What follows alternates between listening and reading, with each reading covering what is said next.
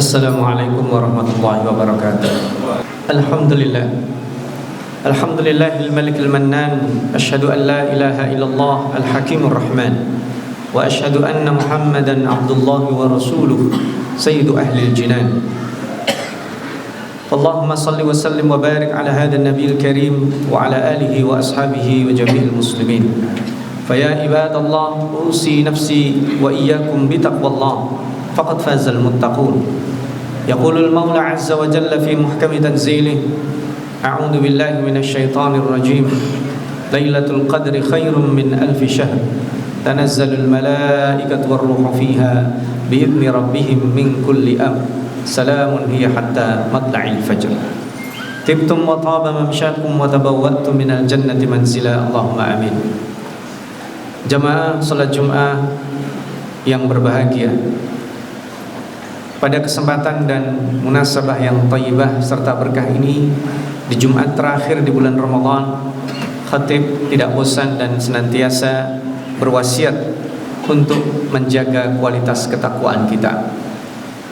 Karena Allah Subhanahu wa taala berpesan di surat Al-Baqarah 183 supaya kita melaksanakan puasa, targetnya adalah la'allakum tattaqun.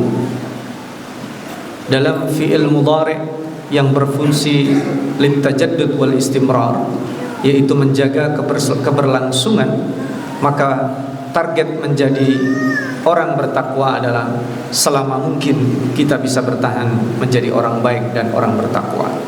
Mudah-mudahan kita jadikan orang-orang yang istiqomah dalam ketakwaan. Ma'asyiral muslimin rahimakumullah. Membahas Lailatul Qadar, biasanya sebagian besar kita terfokus pada ayat ketiga dari surat Al-Qadar, yang fokus pada angka-angka dan capaian valuasi nilai Lailatul Qadar. Karena kita tertarik dengan nilai Lailatul Qadar yang lebih baik dari 1000 bulan. Nilai perbandingan yang tidak seimbang, karena malam Lailatul Qadar sifatnya personal dibandingkan dengan alfi syahr yang sifatnya komunal. Maka seolah-olah Allah ingin mengatakan, wahai orang-orang yang ingin berkualitas, berinteraksilah sebagaimana malam berinteraksi dengan Al-Quran. Seorang ahlul Quran akan berkualitas melebihi kualitas bukan hanya 1000 orang, tetapi 1000 komunitas. Biasanya kita hanya fokus pada ini, dan kemudian kita sibuk mencari Lailatul Qadar di 10 hari terakhir yang memang betul diperintahkan demikian. Bahkan ada yang lebih mengkhususkan di malam-malam ganjil. Tapi kemudian kita melupakan ada 2 ayat yang tersisa di surat Al-Qadar, yaitu ayat keempat dan kelima. Tanazzalul malaikatu war-ruhu fiha. Malam ketika Al-Quran diturunkan, malam ketika Allah memberikan panduannya kepada manusia, itu dikawal oleh ribuan malaikat yang dipimpin oleh malaikat terbaiknya, yaitu Jibril alaihissalam. Peristiwa itu sudah terjadi 1400 tahun lebih yang lalu. Lalu apa makna sabda Rasulullah sallallahu alaihi wasallam, iltamisuha fil ashril awakhir min Ramadan? Carilah Lailatul Qadar di 10 hari terakhir bulan Ramadan. Dan jumhur ulama mengatakan Lailatul Qadar itu terjadi setiap tahunnya. Mungkin jika kita analogkan seperti peristiwa kemerdekaan Republik Indonesia yang terjadi hanya sekali, tetapi peringatannya dilakukan setiap tahun. Pada saat peringatan setiap tahun itu ada penghargaan, bintang jasa yang dibagikan, ada hadiah-hadiah, dan ada momen-momen istimewa lainnya, baik di level pimpinan negara di Istana Negara sampai di level RT dan RW. Artinya seolah-olah Allah Subhanahu wa taala perintahkan malaikat turun di malam peringatan Lailatul Qadar yang dirahasiakan harinya itu.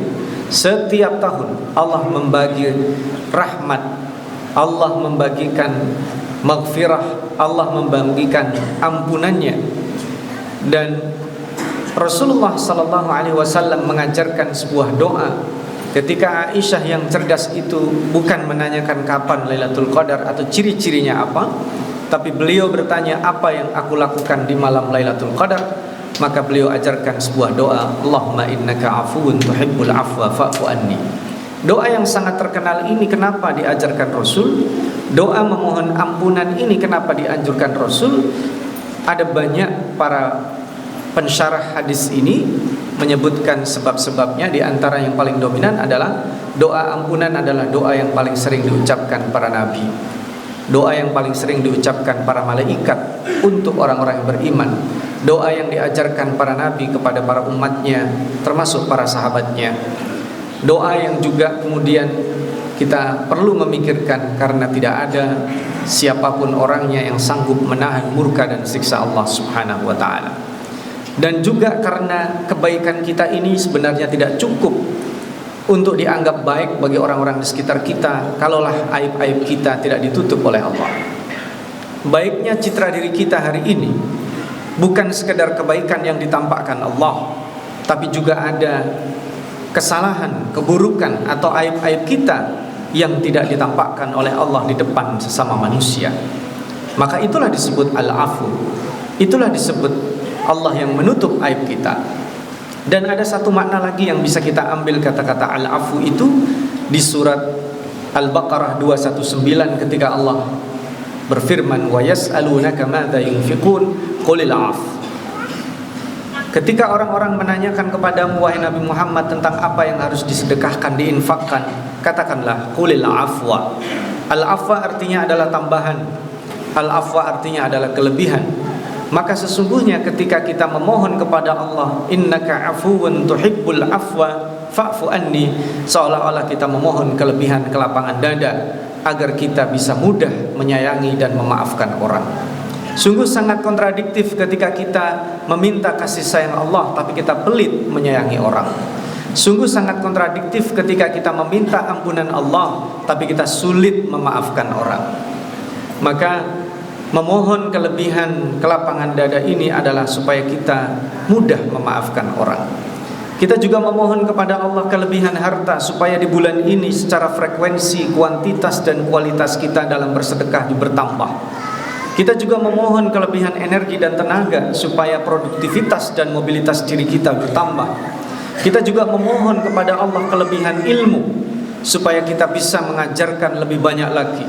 Kita juga memohon kelebihan waktu supaya kita bisa ada waktu yang bertambah lagi bisa kita gunakan untuk hal-hal yang lainnya. Itulah dimensi-dimensi al-afu di dalam doa yang diajarkan Rasulullah sallallahu alaihi wasallam. Dan yang terakhir, ayat keempat, ayat kelima di surat Al-Qadar ini dahsyat karena Allah menegaskan misi Lailatul Qadar. Salamun hiya hatta matla'il fajr.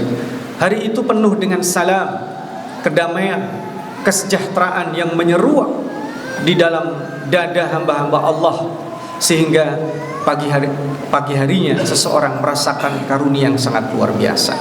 Apa makna salamun hiya hatta matla'il fajr? Jika kita melakukan kebaikan dan dada kita merasakan plong, itulah kedamaian. Itulah Lailatul Qadar. Pada saat seorang suami bersyukur memiliki karunia istri yang Allah kirimkan kepadanya dan dia merasa qanaah dan damai, itulah Lailatul Qadar. Jika seorang perempuan, seorang istri menatap suaminya yang mungkin tertidur karena kelelahan memperjuangkan nafkah yang halal untuk dirinya dan keluarganya, dia puas dengan itu, ridho dengan itu, bersyukur dengan itu, itulah kedamaian Lailatul Qadar. Pada saat kita mendoakan guru-guru kita, orang tua kita, orang-orang yang berjasa pada kita, kita merasakan lapang yang luar biasa, itulah Lailatul Qadar. Pada saat kita khusyuk dalam sholat, mendapatkan ketenangan dan kemakmuran spiritual, itulah Lailatul Qadar. Pada saat mungkin kita tiba-tiba didatangi perasaan yang tidak bisa digambarkan pada saat kita mendengar bacaan Al-Quran, syahdu sekali, itulah Lailatul Qadar. Pada saat kita memberi, mungkin yang kita beri adalah orang yang tidak kita kenal dan kita merasakan kepuasan yang sangat luar biasa, itulah Lailatul Qadar. Salamun hiya hatta matla'il fajr. Mudah-mudahan ketika kita dididik terutama di 10 hari terakhir ini, kita bisa mempertahankan salam, kedamaian yang kita ikrarkan mengakhiri setiap sholat kita dengan mengucapkan salam betul-betul terwujud dalam diri kita, sehingga tidak ada lagi dendam, tidak ada lagi iri, tidak ada lagi kesempatan untuk menyakiti dan menzalimi orang lain, sehingga kita layak mendapatkan pengampunan dan kemenangan pada saat datangnya Idul Fitri nanti. Aqulu qauli hadza, ja'alana Allah wa iyyakum minal ladzina yastami'una al-qawla fayattabi'una ahsana. Barakallahu li wa lakum fil Qur'anil Karim wa nafa'ani wa iyyakum minal ayati wadh-dhikril hakim. Astaghfirullahal azim li wa lakum wa lisairil mu'minin. Astaghfiruhu innahu huwal ghafurur rahim. Alhamdulillahilladzi amarna bit taqwa wal istiqamah wa nahana 'anil furqati wal khiyanah. Asyhadu an la ilaha illallah wa asyhadu anna Muhammadar Rasulullah. يقول المولى عز وجل في كتابه الكريم: أعوذ بالله من الشيطان الرجيم. يا أيها الذين آمنوا اتقوا الله حق تقاته ولا تموتن إلا وأنتم مسلمون. ويقول في آية أخرى: إن الله وملائكته يصلون على النبي يا أيها الذين آمنوا صلوا عليه وسلموا تسليما. اللهم صل وسلم وبارك على محمد وعلى آل محمد كما صليت وباركت على إبراهيم وعلى آل إبراهيم في العالمين إنك حميد مجيد. اللهم اغفر لجميع المسلمين والمسلمات والمؤمنين والمؤمنات الأحياء منهم والأموات إنك سميع قريب مجيب الدعوات. اللهم اجعل جمعنا هذا جمعا مرحوما وتفرقنا من بعده تفرقا معصوما ولا تجعل فينا ولا منا شقيا ولا محروما. اللهم بارك لنا في هذا الشهر الكريم واجعلنا وذرياتنا من أهل القرآن واحشرنا في زمرة أهل القرآن. اللهم ارزقنا خير ليلة القدر. اللهم ارزقنا خير ليلة القدر يا أرحم الراحمين. تقبل صلاتنا وصيامنا وقيامنا وركوعنا. تقبل صدقاتنا وتلاواتنا. تقبل دعاءنا وتوباتنا يا أرحم الراحمين. اللهم انصر إخواننا المجاهدين والمستضعفين في فلسطين. اللهم انصرهم على أعدائهم اليهود الغاصبين المجرمين الظالمين. اللهم حرر المسجد الأقصى الأسير. اللهم حرر المسجد الأقصى الأسير وارزقنا الصلاة فيه يا رب العالمين وانصرنا على القوم الكافرين. ربنا آتنا في الدنيا حسنة وفي الآخرة حسنة وقنا عذاب النار. عباد الله إن الله يأمر بالعدل والإحسان وإيتاء ذي القربى وينهى عن الفحشاء والمنكر والبغي يعظكم لعلكم تذكرون. اذكروا الله يذكركم ولذكر الله أكبر وأقم الصلاة.